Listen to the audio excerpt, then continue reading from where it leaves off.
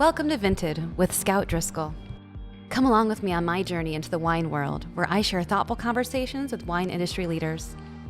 Get ready for marketing insights from branding and design to sales and social media, and the answer to the ultimate question: what moves wine? Hi, everyone. I'm Scout Driscoll, founder of Studio and host of Vinted, where we chat about all things wine, marketing, and design. Past episodes include conversations on brand strategy with Amanda Wurzbach, our dedicated brand strategist, and on design thinking with Faith Hurley and Stacey Callaghan of Pinpoint Collective. Today, I'm chatting with Martin and Denise Cody, co-founders of Cellar Angels, all about how they connect independent wine producers with new audiences and wine lovers with new discoveries. But before I introduce them, a quick message from this episode's sponsor. This episode is brought to you by Vint Wine Branding and Design, where rich storytelling meets smart design. At Vint, our studio goes beyond the label, guiding wine brands through strategy-rich branding and packaging evolutions.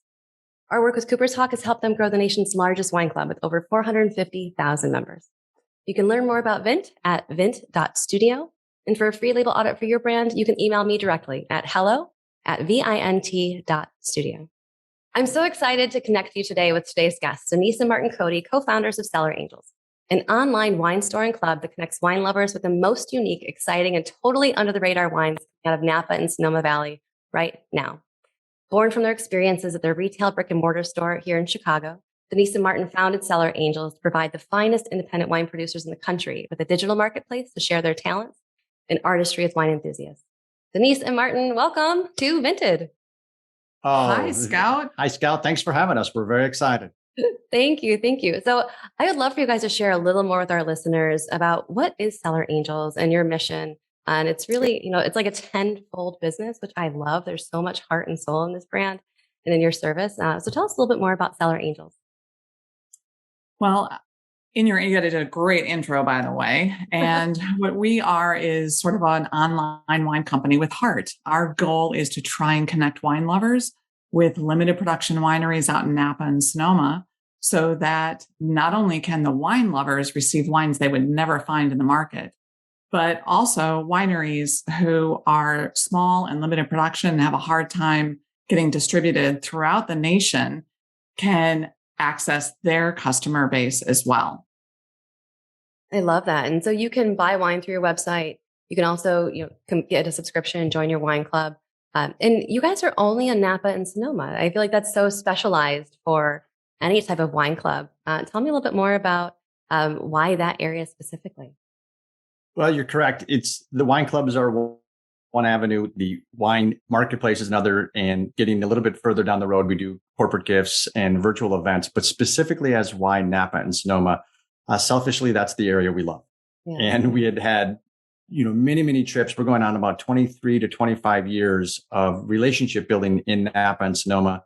From a marketing standpoint, it's obvious because it is known as America's wine region. So when people think wine country, they think Napa and Sonoma. And that's not to throw shade on any of the other wine regions in the United States, because we've been to many of them and they're all outstanding in their own respect. We just know this area very, very well. We know what the wines will represent. We know how it resonates with consumers. And we thought, let's figure out a way to fill the gap in the industry that is not represented with a solution. And so we came up with the solution in 2010. And I think it's important to talk about the need. There is about 1,000 wineries in Napa Valley alone, and 700 of them make under 10,000 cases. Those 700 are not widely distributed through the distribution channel, which we discovered when we owned our wine shop. And so how do these people find wine lovers? How do wine lovers find them? And so that's where we come in. I love that. And I think there's such a need in terms of just discovery. And we're always about, in some ways, democratizing wine. I think that's a big part of our ethos at Vint is really, not being afraid to step out of the sandbox that the whole wine world is very comfortable in. And a major problem is for people who don't live in Napa and Sonoma to not only find and enjoy wines that they can't get at the store, but I just love that Cellar Angels is so much more about storytelling and like a genuine introduction to winemakers. It really goes beyond selling wine. It's that whole connection. I would love to talk a little bit more about like how your sip series works and what that's all about. Well, it's interesting you talk about storytelling because every wine tells a story, and that includes the million case production wineries. They have a story to tell. We just don't particularly find it very compelling or interesting. What we're more interested in sharing is the story of the limited production producers. And these are the ones that you discover in Napa and Sonoma on your subsequent trips out there, your third or fourth trip, and you realize, wow, there's a lot of wineries here that I've never heard of, and they're making exceptional wine, but they may only make or produce 500 cases or 750 cases or 2,000 cases. Very few distributors are going to carry them. So our SIP series that occurs on every Friday night, 5 p.m. Pacific, 8 p.m. Eastern, allows consumers from the comfort of their own home to actually sit and ask questions of a winemaker. And they, via the virtual aspect of Zoom, which is ubiquitous in today's day and age, they get to sit down on their patio in their living room. And oftentimes they've purchased the wine in advance from the Cellar Angels website. And they're drinking along with the winemaker as if they're in Napa or Sonoma. So they get to ask questions. They get to learn what's special about the winery, why this person is pursuing this crazy, passionate dream of theirs.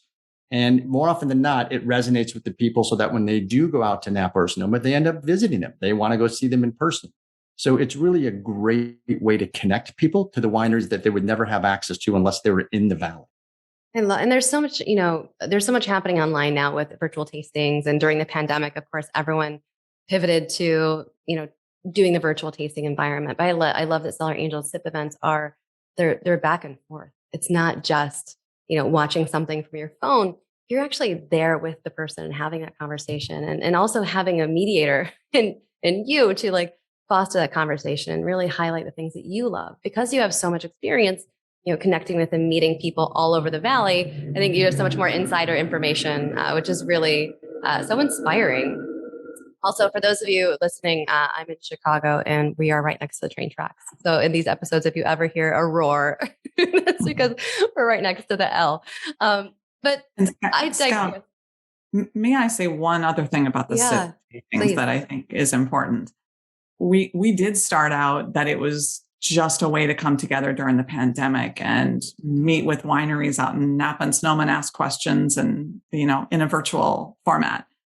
It is ongoing still, even though hopefully the pandemic is winding down and people want us to continue. So we have pivoted to a bit of an educational format, which is great for a lot of wine lovers and so many say they love wine, they just don't know anything about it. So this is the Friday night where they can come and learn something. There's a new educational topic each Friday night. Awesome. And then, you guys work a lot with these very limited production wineries. So I know you mentioned too, Martin, that a million case production winery has a story, but what is it that is so important in your opinion? Why is it so important for the average wine drinker to really get to know these smaller limited production wines? There's probably a couple different reasons. And it's interesting if you look at the farm to table movement and people get to go to the farmers markets and they get to meet the grower of their food and they get to learn all about why they're doing what they're doing. And the tomatoes are a brighter color of red. The eggs are an unbelievable color because the product is overseen and watched judiciously to make certain it's going to produce the best exceptional product or produce or fruit. Winemaking at a limited production winery is the exact same way. Oftentimes it's 3, 4, 5 people at a winery that are producing 1,000 cases. They're in the vineyards every day. They are sitting there tending to the grapes. They're making certain that they're getting the appropriate nutrient. Oftentimes it's organic and sustainable and biodynamic. So they are really taking care of the crop. Why they're doing this is also equally compelling. Maybe there was an epiphany they had one day that they just love wine and what it brings to people and what it means to sit down, have a great meal, a conversation, slow down. And it is really a joining force. And so their stories are incredible. And sharing those stories with a national consumer base has really been fulfilling for us because it allows us to connect the wineries with the consumers with the winery, and everybody benefits from having a limited production, not mass produced, which tastes the same every single year. This is actually, you're going to get some amazing vintage designate or vintage variation. So the 2015 is going to taste different than the 2016 because Mother Nature was different. And the wine lover can appreciate that. So it's really just full circle. They get to learn about the winery. They get to learn about the people making the wine. They get to learn about how they make it. Why is the soil special? Why is the elevation special? You don't get any of that in mass production. So it really is kind of a fulfilling journey for the wine lover to learn about well over 1,000 different places just between these two valleys. Absolutely. And knowing that like that story goes beyond the label, that's such an ethos that we really truly share. For us, it's always about taking that winery's differentiations and story and moving it beyond just what you see in the label and building a brand. And I love that Cellar Angels is such an advocate for independent wineries to help them share that brand and share that brand story and have those real connections with people. Forgive me, I should know this, but for the Zip events, are they rewatchable on your website or is that just for Wine Club members live? They are open to the public. They are free, and we do record every one of them, and they are available on our YouTube channel. If you go to YouTube and search Cellar Angels, you can subscribe and find them all. So pretty much any wine on your website that people want to buy, they could actually go back and watch the Sip event with the winemaker and get that tasting room experience. Oh, cool. Correct. In your work with independent wineries, it really actually goes beyond selling wine, right? Like as an organization, you guys and your customers support some really amazing nonprofits advocating for wineries, other nonprofits. I know a certain portion of any purchase goes to nonprofits, which I think is the Angels and Cellar Angels, which I think is so cool. And as a mission-driven business, I love that and agree with that. But I'm especially impressed with what your team did to move the needle for California micro producers. Can you tell me a little bit more about that? Yes. So the organization I think you're referring to is called Save the Family Farms. It is a nonprofit out of Napa Valley, specifically. It was started by a group of small family wineries that are in their second and third generation of family members running the wineries. And they're so small that they just don't have the ability to have wine drinkers or tourists come to their site and do a tasting. And that's because of the way the ordinances are written in Napa Valley. It really leaves them behind. A lot of these wineries are going out of business because they just can't connect with their customer base. So this group, a feisty group, got together, and we have been supporting them and sending them as much as we can. So much of our customer base has really locked onto this organization and helped to grow their financial base to hire attorneys and so forth, and with much success, because November of 2021, there's a new ordinance going in place called the Micro Winery Ordinance, and they will, going forward, be able to host wine lovers at their properties. Yes, good job. What a proud moment for you guys. Like, it's so nice to actually live your values and to know that when you purchase wine through Cellar Angels, you're able to actually literally help not only like support financially a winemaker by buying their wine and putting money in their pocket, but you're actually also donating to nonprofits who are advocating for them. And so just so I understand, so if you were producing less than 10,000 cases, you weren't allowed to have a tasting room, or you are not currently allowed to have a tasting room at all, or have people come try your product? There are certain requirements in the ordinances. I mean, it was really an uneven playing field, and it was uneven by design. So you had to produce a certain amount of gallonage to be able to register and apply for a tasting room. Well, many of these small wineries, and if you look at Napa Valley in particular, of 1,015 commercially licensed wineries, 750 don't have a tasting room, pretty much. Those 700 or so, or 500 to 700, they've never been interested in producing 25,000 cases or meeting the requirements to be able to have a tasting room. They're in it for the pure love and passion of producing amazing wine from an amazing vineyard site and getting it in the hands of people. But if you're only producing 500 cases, it becomes extremely difficult to get the name out, to get customers, because you don't have a tasting facility. You may be in a co-op somewhere, but no one knows about you. And so this new ordinance is essentially saying it has to do with what kind of land you own, how many acres of land you own, how many acres are currently of that land under vine. And then they're writing the ordinances, these people can actually have tastings at their property. And it'll be very low key. It's not going to be mahogany tasting rooms with fountains and marble entryways or anything like that. Who wants that? These people are farmers for the most part. They just make unbelievable wine. That's amazing. One of my experiences in Napa that I really cherish, I think we were in St. Helena, and it was highly illegal, apparently. But someone said, go see Jim in his garage. He makes wine. And I don't remember where we were, but we were up at this beautiful vineyard and winery up on a hill. And down below, there's happened to be a garage as you left. And they're like, no, just pull in. He's there.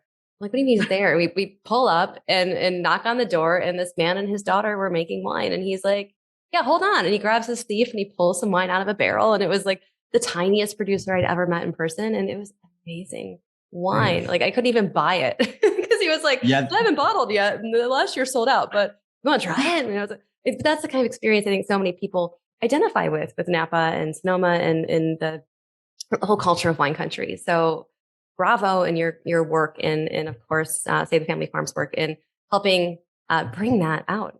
And, I think you. part of it too, that I really like is, and I know Martin, Denise, we've talked on the side before about the 3-tier system and the, kind of the David versus Goliath of smaller producers wrestling with the 3-tier system and distribution. So I'm curious if you guys could change the producer distributor relationship in whatever way you wanted, if you're playing God in America, what would you guys change? And then maybe talk a little bit about, how Cellar Angels is often fighting for little guy already. The one thing that needs to be changed, I certainly hope that we someday have the leverage to change this, is the reporting system. So if you can imagine, there are 50 states. I think there are 46 or 47 now that can legally accept direct-to-consumer shipments from wineries out in Napa and Sonoma. Now imagine you have a winery that is a family-owned winery. There's 4 or 5 people working there, and they have to apply for all of these direct-to-consumer shipping licenses. They have to keep them up, which means that you have to do reporting. Some states require monthly, some states require quarterly, and you have to pay all your taxes. The taxes part, I don't think any winery has a problem with. It's the fact that you could potentially have 46 licenses that you're managing on a monthly or quarterly basis. It's untenable. It's just not possible to do it. So they choose a few states that they can manage and they focus their marketing in those states. So that's one thing. I think there has to be a way to streamline the ability for all these wineries to keep up licenses and sell wine. It's only fair. The distribution channel is interesting. So now what I just talked about was actually bypassing the distribution channel. And that's selling to the end user directly, just shipping the wine to them. The distribution channel, which Scout you referred to as the 3-tiered system, the winery sells to the distributor sells to the retailer, and the retailer sells to the end user. And that system is broken. They also have lobbyists in order to prevent people from buying wine direct to consumer into states, because of course that means people then aren't going to the retail and buying wine there. So I think if there was a way to help incent the distributors to carry and sell small production wines, that would also be helpful. Yeah, it's completely out of alignment. So there are 45 different applications because the distribution channel wants 45 different applications. So it's much harder on the limited production winery. They aren't going to fill out 45 applications. So we love that idea. If we had one magic wand idea, some sort of centralized system that has a single application that has all of the state's necessary information for tax reporting and shipments into the state, that the state still collects its taxes, that would be a welcome relief for a lot of wine lovers around the country. I love that. And I think that, you probably aren't alone in this opinion. So No. I think there's a lot of folks that agree with you. So if anyone listening has either knows of a service that does streamline this for people, I think that would be amazing. I don't personally know of one, but also, hello, entrepreneurs, get on it. Like, make it happen, become the licensing person. But, leave a comment on my LinkedIn, message me on LinkedIn. Let's talk about this. I would love opening up this conversation.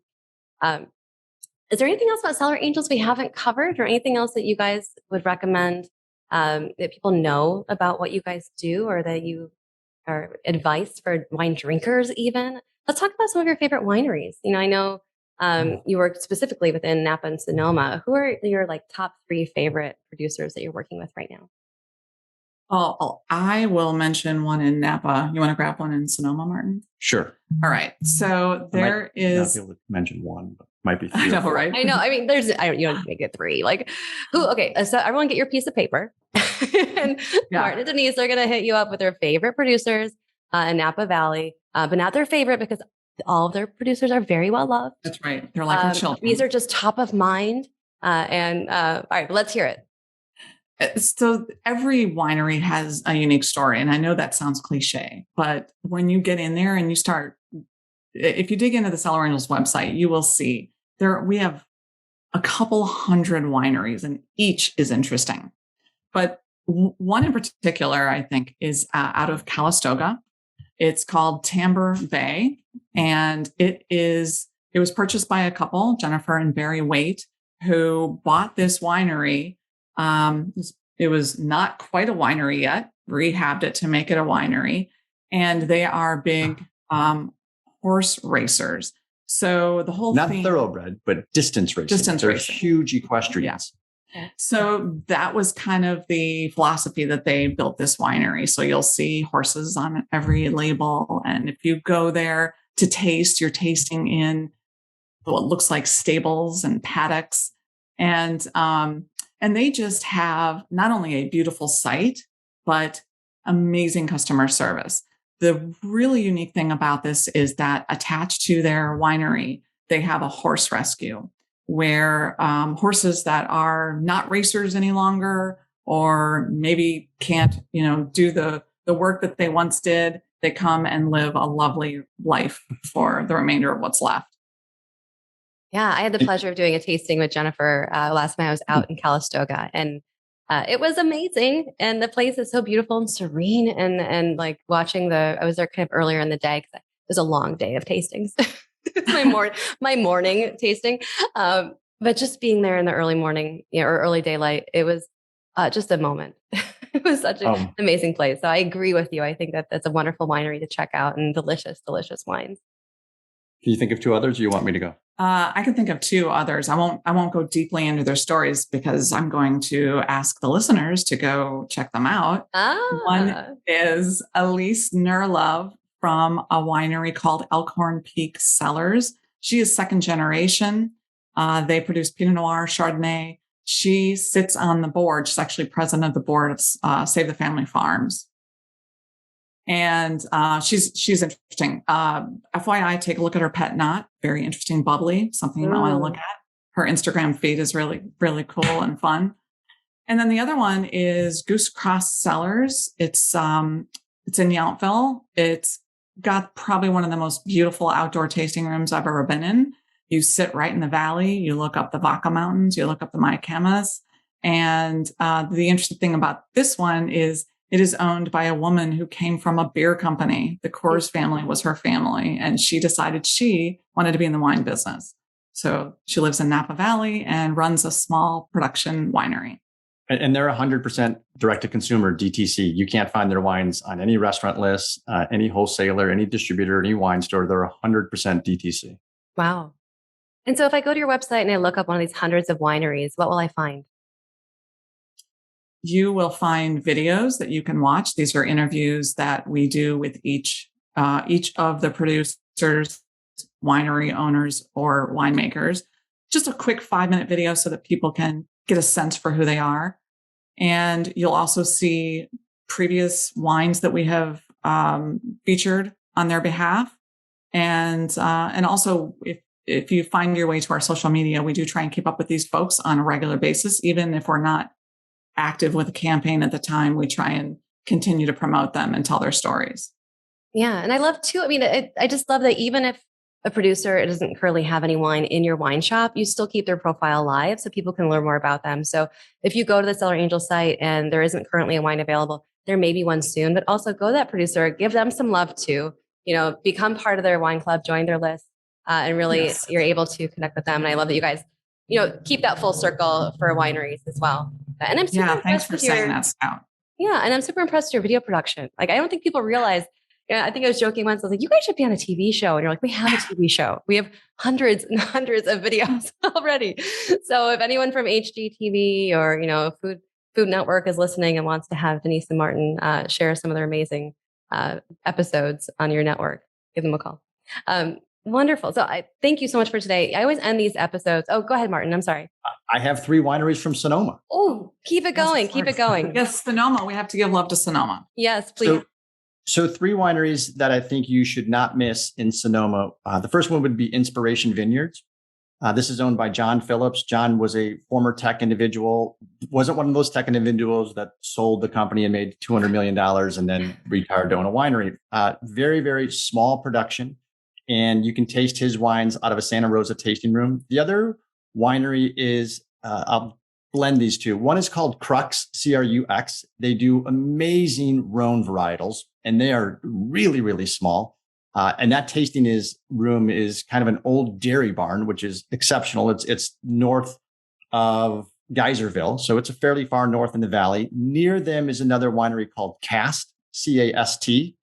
And this winery has arguably one of the best views in all of Sonoma. And that's where the winery got its name, because they're sitting there one late afternoon about to buy the property, and the view just cast a spell over them. It's just exceptional. The last one, I'd be remiss without mentioning the winery behind us, because this is Vizsla Vineyards, right outside of Healdsburg. It's probably 7 minutes if you miss the stoplight. And you can sit here and look at this view in the background. Tasting with John Vizsla, because this is kind of what Cellar Angels does. You'll be meeting with the winemaker. You'll be sitting down and learning their journey and discussing why they're doing what they're doing, how they're doing, what's case production like, can we taste some wine out of barrel? And it's just that intimate, up close and personal touch that you're not going to get with someone producing 5,000 to 10,000 cases. So those would be 4 wineries that I would mention in Sonoma. Or 10 to 20,000. Yeah. I got to tell you guys, what I love so much about Cellar Angels, right? It's not just a website, it's you guys.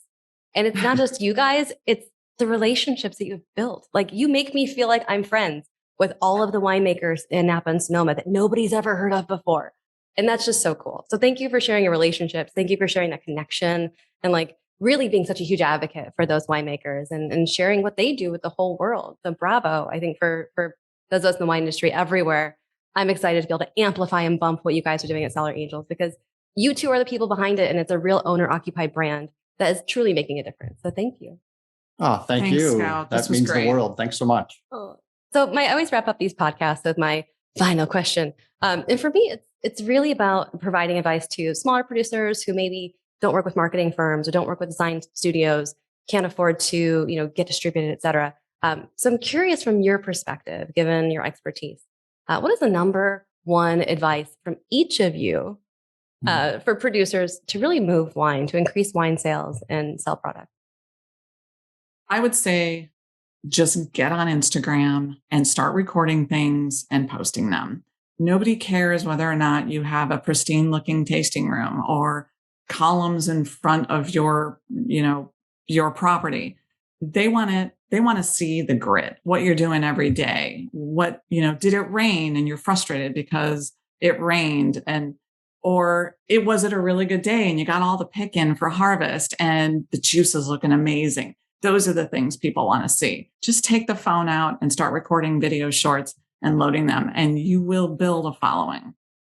I would echo that. And similarly, you have to have authentic communication.